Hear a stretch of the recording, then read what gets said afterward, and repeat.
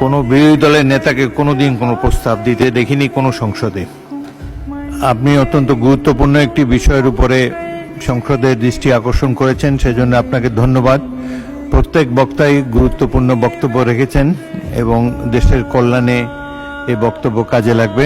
আপনি you take your time, আপনি যুক্তিসঙ্গত যতক্ষণ লাগে আপনি বলুন।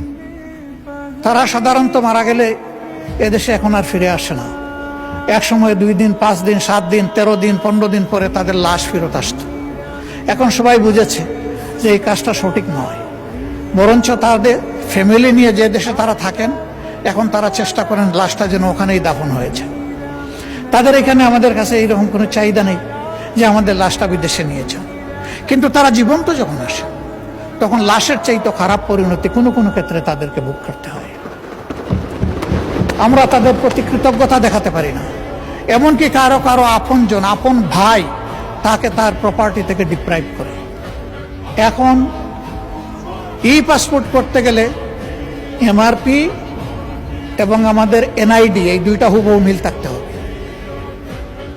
আমাদের অফিস ল্যাপসেসের কারণে ওই আকার একার নামের একটু অধিক সেদিক, বয়সের একটু সামান্য তারতম্যের কারণে এখন আর ই পাসপোর্ট হচ্ছে না।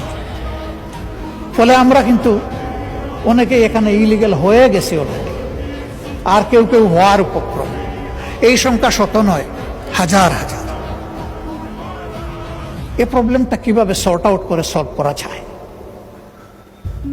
দুর্বলতা কিছু আমাদের অফিসিয়াল, কিছু হয়তো তাদের, কিন্তু মানুষগুলো তো আমাদের, এরা তো আমাদের অ্যাসেট। আমাদের এই অ্যাসেটগুলাকে কিভাবে আমরা এই ব্যাপারে হেল্প করতে পারি, এটা তাদের মেইন প্রবলেম। তার লিগ্যাল ইনস্ট্রুমেন্ট যদি তার হাতে না থাকে তাহলে ওই দেশে থাকবে কিভাবে? তার তো ঠিকানা হবে জেল।